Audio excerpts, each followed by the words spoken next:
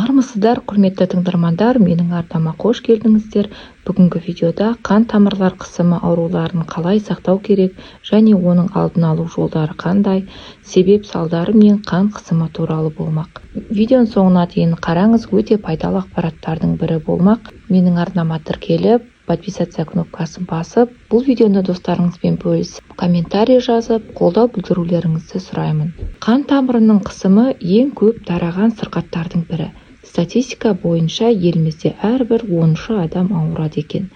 Ал республика бойынша адам өліміне соқтықтыратын аурулардың ішіндегі қан қысымы бірінші орында тұр екен. Екінші орында ауыр дене жарақаттары, соңғысында қатерлі ісік аурулары.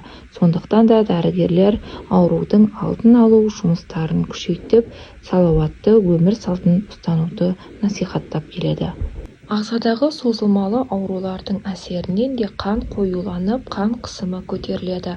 Мысалға, панкреатит, ішек жұмысының дұрыс болмауынан, қуық ауруларының салдарынан қан қоюланады да, қан ағзаға дұрыс бармағандықтан, осы кезде басымызға баратын қан азайып, қан қысымы көтеріледі. Сонымен қатар, ұзақ уақыт үндемей, білдірмей жүретін бүйрек ауруының салдарынан да қан қысымы көтеріледі.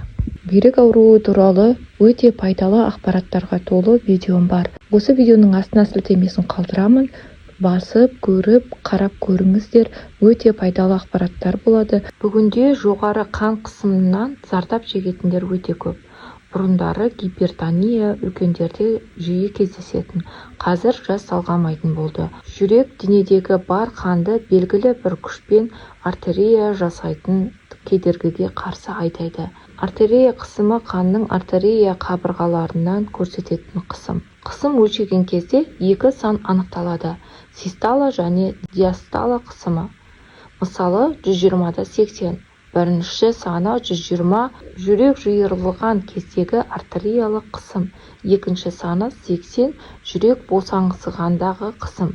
120/80 болса, қан қысымы қалыпты деген сөз. Бір ауруды емдеп жүріп, екінші ауруға душар болуымыз мүмкін. Қан қысымы көтерілгенде сіз дәрі қабылдайсыз. Қан тамырларын кеңейту арқылы бастағы қан қысымын түсіреді.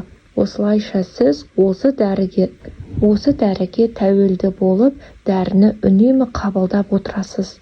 Сол дәрілермен өмір сүресіз. Давлениені түсіретін дәрілерді ішкен кезде адамдарда холестерині көбейеді. Бұл дәрілердің салдары өте көп. Холестерин көбейіп кетті деп тағы дәрі қабылдаймыз, яғни холестеринді түсіру үшін. Бұның салдары сахарды көбейтеді. Сахар көбейгенде бұл ауруды емдеу үшін де тағы дәрі қабылдаймыз. Осы дәрілердің бәрін қосып ішіп жүргенде тағы ауруларды қосып алуды жалғастырады. Осылайша нақты аурулардың себептерін анықтап, емделмесеңіз, тек салдарымен күресіп жүргенде өзіңізге бұл дәрілердің салдарынан қаншама аурулар пайда болады. Кез келген ауруды тудыратын себеп болады. Ағзадағы созылмалы аурулардың әсерінен қан қоюланып, қан қысымы көтеріледі. Мысалы, панкреатит, ішек жұмысының дұрыс болмауынан, қуық ауруларының салдарынан қан қоюланады. Бүйрек ауруы мен қуық ауруларына байланысты алдыңғы видеоларда толығымен айтылған. Қан қысымы қалай көтеріледі? Осы цистит, бүйрек ауруларының салдарынан қан қысымы көтеріледі. Осы қандай жолмен көтерілетіндігі жөнінде алдыңғы видеоларымда айтылды. Соны қарап көрсеңіздер болады. Осы видеоның астына сілтеме қалдырамын. Ағзада белгілі бір элементтер жетіспесе, ол өз кесірін тигізеді. Денсаулығыңызда өзгерістер байқалса, дереу шара қолданыңыз. Магний астма және аллергия, тұмауды жеңілдетеді. Магний жүйке және бұлшық ет жүйесін, саулығын, тіс және сүйектер үшін де маңызы зор. Магний теріні және шашты әдемілейді, тырнақтарды қуаттандырады. 300 ферменттің жұмысын жақсартады және осы арқылы зат алмасу үдерісі әсер етеді. Магний жетіспесе, мына аурулар туындайды.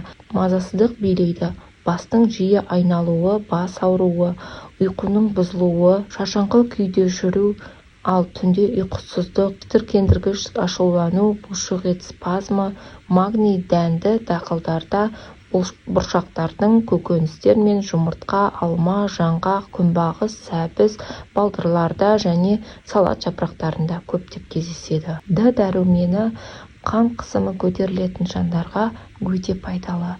Бұл да дәрумен ғана емес, сонымен бірге гормон десек те болады. Д дәрумені бұл жай ғана витамин емес, ол шын мәнінде біздің ағзамыздағы шамамен 3000 генге әсер гормон. Ол иммундық жүйе, инфекцияларға қарсы тұру және организмдегі қабынуды жеңу қабілетін рөл атқарады. Д дәрумені ағзаңызда жеткіліксіз болса, әлсіздік, сүйек деформациясы, бүкірею, бойдың жай өсуі, салмақ жоғалту, тістің бұзылуы. Д дәрумені толықтыру ең жақсы күн сәулесі астында жүру.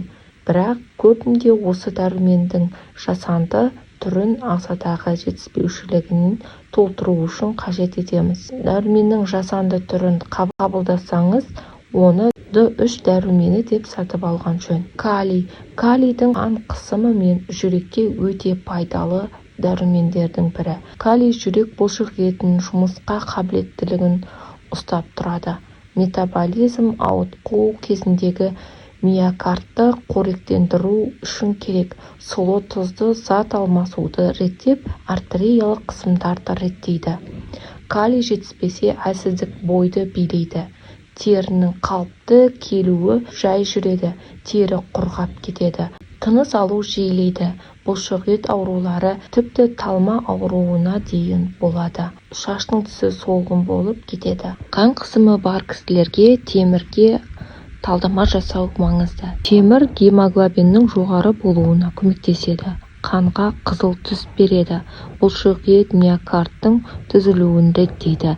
Әлсіздік, жиі шаршау, көздің қарауытуы, анемия, қаназдық, терінің солғын болуы, физикалық қозғалыстың төмендеуі, тыныс алудың ауырлануы, осылайша ағзамыздың төзімділігі төмендейді. Қан қысымының төмендеуі немесе көтерілуі тұқым қуалаушылықтан және ағзадағы кейбір органдарының дұрыс жұмыс істемеуінен де орын алады. Ең маңызды мәселе ішетін астың құрамында тұздардың мөлшері аз болуы қажет. Күнделікті өмірде стрессті азайтыңыз. Кешкісін дер кезінде 10-11 шамасы ұйықтап демалу керек. Жатарда қан қысымын өлшеуді ұмытпаңыз. Жатар алдында жаяу жүруге тырысыңыз. Күні бойы көп қимылдаңыз. Таңертең қан қысымыңыз қалыпты болса, жаттығулар жасаңыз. Тағы ескертетін жайт, таңертең аш қарынға жылы су ішуді ұмытпаңыз. Жылы су қанның сұйылуына, жүруіне ықпал етеді. Күні бойы 2 литрге дейін су ішуді ұмытпаңыз. Суды ішемін, бірақ зәрмен тез шығарып тастаймын десеңіз, ішек құрылысын тексертіп, емделу өте маңызды. Бұл туралы менің видеом бар. Осы видеоның астына сілтеме қалдырамын, соны көрсеңіздер болады. Цистит туралы, асқазан аурулары туралы айтылған болатын. Осы жерлерден қарап, өте маңызды ақпараттарды тыңдасаңыздар болады. Менің айтқан кеңестерім сіздерге пайдалы болды деген сенімдемін. Менің арнама тіркеліп, подписаться кнопкасын басып, қолдау білдірулеріңізді сұраймын.